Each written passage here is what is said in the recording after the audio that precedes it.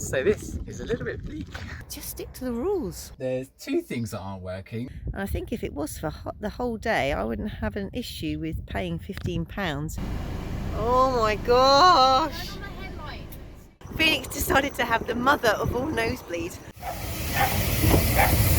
I'd love my dog to remain in my seating bay, but he's too big.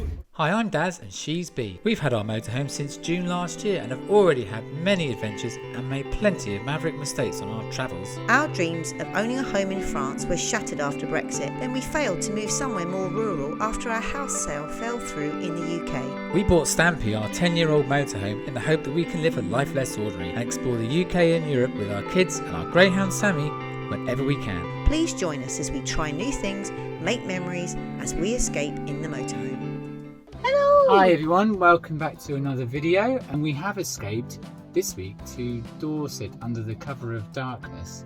Yes, we are in a very shady park up. Yeah, that we found on Search for Sites. Yes, we were about to park at a lay-by behind a great big Like dumper. yeah, it lorry. looked like it was dealing with some sort of asphalt or tar, which would have been a lovely view in the morning. Yeah. So we moved and we're near some playing fields outside Wimborne, I think is where we are. We're having a wee drinky to celebrate because it's a special day today. It's February the 14th. Oh yeah. Which of course means one thing to me, that yep, something came in the post. A little something that Bee might enjoy. I'll just go and, if you hold this, I'll just go and grab it. Excellent. Sounds exciting. Hoping it's chocolates or maybe flowers would be great right now, but it's an expensive looking box. There's 3 parts to it. Ooh. This has been a long time coming. So what have you got me? You? It's for me. It's a stereo. Not just a stereo though, I know you're disappointed. Stereo with a reversing camera that I'm going to attempt to fit, and a cool little steering wheel adapter, Bluetooth adapter, so I can control the volume Of me. on the drive. I don't think you've got Bluetooth, you're a bit old school. Unless you're physical Bluetooth. Blacktooth. Well, yeah, I'm not a red wine drinker. Were you expecting something else? Oh, Neil Hannon, when are you going to come and save me from this nightmare? Well, good morning all. We just had a nice quiet night just outside Ferndown Primary School. We've parked in this place we found on Search for Sites. We couldn't see anything on Park tonight, but this is on Search for Sites. It's not bad actually. One thing I did notice on our nice long dog walk, we went all the way around King George's playing field, and behind that you've got a lovely heathland, Ferndown Heathland. It's beautiful. But what I did notice around the playing fields, these are all used by children, presumably of the middle schools and the primary schools in the area. And it says quite explicitly all the way around the outside, please keep to the path, please keep your dog on a lead, and make sure you clean up after your dog. I probably counted about 10 to 15 dogs, all of them off lead, all of them right in the middle of these children's football fields. And I saw 1 or 2 deposits left by dogs. It's wonderful to have your dog off lead. Just stick to the rules. So all in all, a very successful park up, considering we hadn't planned anything, and we got to Dorset around 9 PM last night and had nowhere to park. Within about 5 minutes we'd found somewhere and it was just perfect. I think we were really lucky there. How's it been in here? So, while you've been out, it's been alright. There's quite a lot of condensation everywhere because it's cold, and you probably can't see that, but you can see, I can see my breath. I can feel it in my fingers. I feel it. Sorry, I won't sing because we'll get copyright issues. Yeah. And we did have an incident last night with the fire, this thing, early this morning. Nice wake up call from the battery dying. Yeah. So we haven't forgotten anything so far, but there's 2 things that aren't working. Traditionally, the fridge has stopped working again. Luckily, it's nice and cold. Yeah, luckily it is cold. Sadly, our heating, which was working yesterday, isn't working this morning. The fans work, but the heating side of it isn't working. So, not sure what we're going to do about that. Everyone's just got lots of layers on and we're drinking lots of tea. Now, of course, Daz did sort out the breakdown cover yesterday because we thought we'd better bite the bullet because we need to get the Eurotunnel tickets for June, and that comes with a discount, but it also comes with CCC membership. We've come up with all sorts of acronyms for CCC, some of them appropriate, some of them not. But yes, that's the Camping and Caravan Club. Thanks to everyone who commented and said that you don't bother with the clubs anymore because some of the independent sites are just as cheap or cheaper. I would say that the RAC European cover that we went for, we had to go to RAC because they're the only one that offer enough cover for the length of trip that we're going on. The discount you get by joining the club is balanced out by the Just going to try that again because that's quite a mouthful. Basically, I'm not very good at explaining things. If you just join the RAC with the European membership, you'll pay a certain amount. If you join the CCC and then get the discounted RAC, it works out of either the same or £10 cheaper. So you might as well go for the CCC because then you get these 15 to 50 or whatever it is, like 25 service sites across the UK where you can roll up, and for about £8 you've got 3 hours of use of their facilities. Well, we've just turned up at this beautiful, beautiful location. We're in Harbourside 1 and it's absolutely beautiful. An awesome view. Yes, so there are designated camper van spots in this Harbourside 1. Hello, Mr. Seagull. Here's my office for the day. How's that for a park up?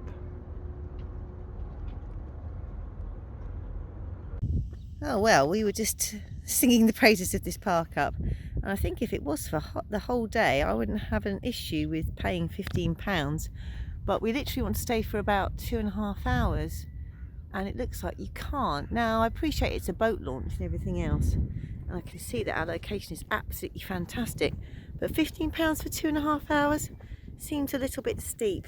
I hate to move Daz, but I think I might have to. Okay, so just a few metres away, if we move the motorhome, it's going to be a lot cheaper. This is a different location and a set of different prices. That's a relief. So the difference apparently is if you're going to launch a boat here, but if you're just here to use the parking facilities, it's 80p an hour. Bit of a difference. I think that island in front of you is Brownsea Island, and you know the Scout movement? The Scouts and the Cubs? Lord Baden-Powell did his first cub camp from Poole Harbour, I believe, to Brownsea Island. So we're not sure whether Sammy has actually put his feet in seawater before. I think we can decide that it's a no because he just lapped at it and went, ooh, that's not fresh water. What do you reckon, Sammy?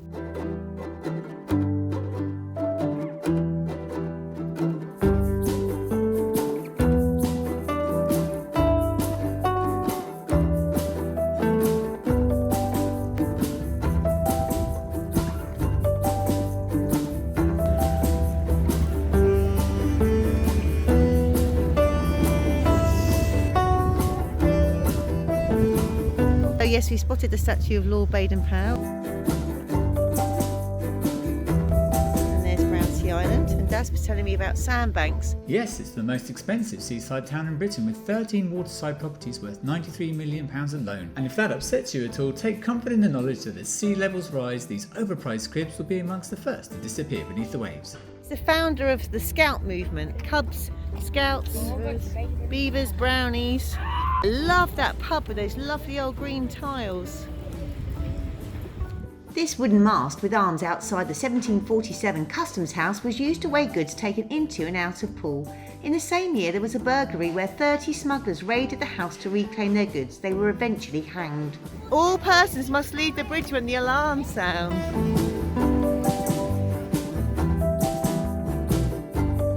So Sunsea can make boats. Yeah. So they're actually making these very fancy boats here. The Poole Museum is free to enter, but dogs aren't allowed, so we couldn't go in.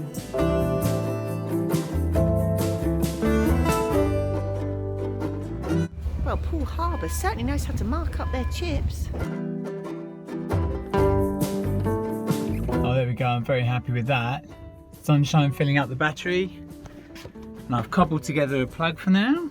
And here's my view over Poole Harbour and Brownsea Island. And in the meantime, this is what I'm running on. Well, we've just enjoyed some chips down at the quay, but unfortunately, Phoenix decided to have the mother of all nosebleeds. I've never seen so much blood pumping from a small child's nose. The boys were throwing chips to Sammy and sending him flying, which was sending me flying, and of course, blood was flowing down onto Phoenix's clothing. Poor old Phoenix has got a face that resembles a tomato, and my hands are covered in it too. You can just see the ruins of Corfe Castle in the distance. So it's only been about a 25-minute drive from Poole. There you go, that's half-term madness for you. 4 cars all parked in the coach park space. And there's actually some other spaces that we can't fit into. It's almost worth going in and moaning at National Trust. Ha ha!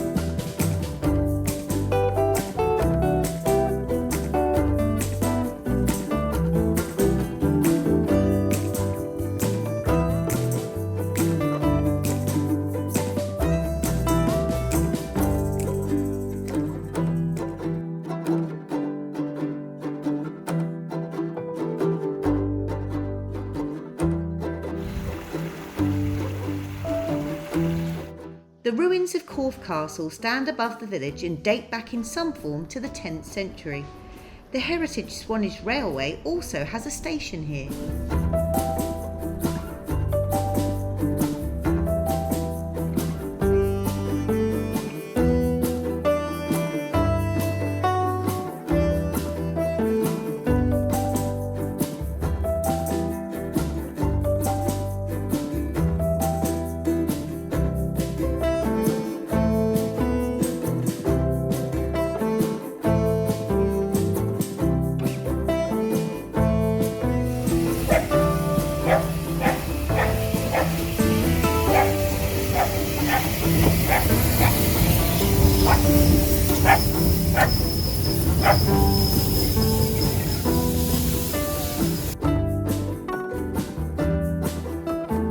Woof, dog return ticket. I'd love my dog to remain in my seating bay, but he's too big.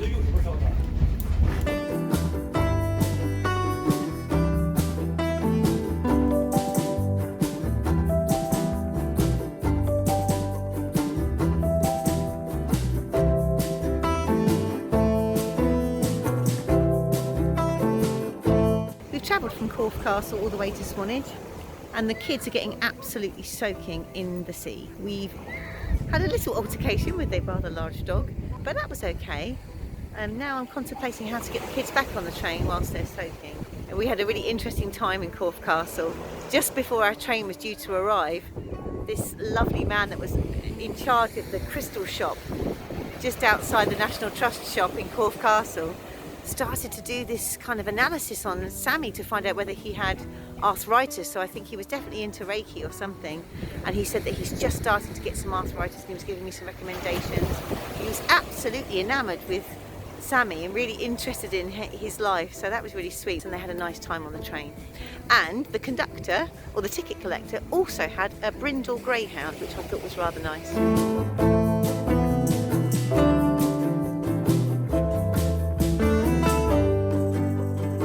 This building I'm standing outside of now was built because there was so much disorder and disruption on the streets, presumably in the 19th century, that they decided to have an area where they could lock people up. Oh, I think we have definitely exhausted Sammy. This is him on the floor of the train on the way back from Swanage to Corfe Castle. Headed home now, just enjoying looking at the steam out of the window.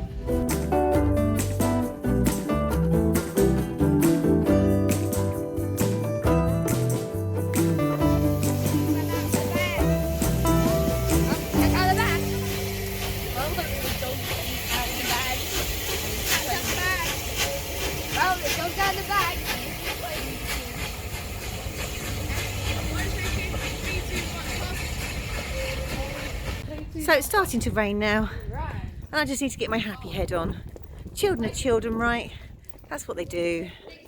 They get wet, like soaking wet, completely wet, when we've got minimal clothes and we're living in a motorhome. Oh, that's a seriously steep side those sheep are grazing on. It's the motte that the castle is on. Presuming this is a motte.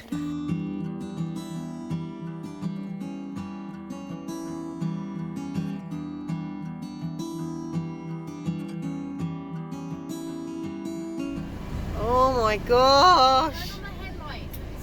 Well, if you put full beam on, I don't think that's going to make a difference, but Signalling over to sandbanks. there is definitely a bit of a drop over there. Put the handbrake on. Yeah, put the handbrake on. So that's sandbanks over there, is it? Yeah. So we're thinking this is going to be our park up overnight. It's a recommendation from Daryl's colleague and friend. So right now we just want to rest up and go to sleep because it's been one hell of a day. Well, I think we did nearly 22,000 steps. So I'm really pleased. Oh, the light's gone off. Yeah, that's my cue to go to sleep. See you in the morning. Oh, that was an interesting night. The traffic started really quite early at this Studland viewpoint, and we are surrounded by beautiful sheepies as far as the eye can see on this misty, murky morning. Just the morning to go down to Kimmeridge Bay to fossil hunt. Morning, dear. Morning. How are you feeling? Good. Last night was really snuggly. Yeah, it was, wasn't it? It's really warm. We've done really well with our bedding this time, I think. I really wanted to wake up and look out on a really beautiful view, except it's a tiny bit foggy. Have you ever felt like you're being watched? Maybe they think I'm sure they were in a distant field this morning, but they're getting ever closer. Maybe they think we're a giant white sheep. Well, this is a stark contrast to yesterday's weather. I have to say this is a little bit bleak. But it's all part of the adventure, right? They get to wake up and do this every morning. Yes, I was being sarcastic, but sometimes these extremes help make memories. Just driving through Church Knoll, and I was remembering a wonderful holiday I had here as a child. We actually camped in the back garden of a pub. There it is, the new inn! In the back garden, that's it. And we just drove past the pub and we saw a motorhome in the back garden. So we wonder whether it's a Britstop. How are you enjoying Road Lords on this escape? Turn right. Well, it's nice because she tells me how hard or sharp the bends are, but she's led us down a merry little path, just like the sat nav does, down what looks like another Welsh track. So fingers crossed we make it all the way down to the car park, which is an old quarry at the top of a road down to Kimmeridge Bay, where hopefully everyone can do a little bit of fossil hunting and we might be able to use their toilets.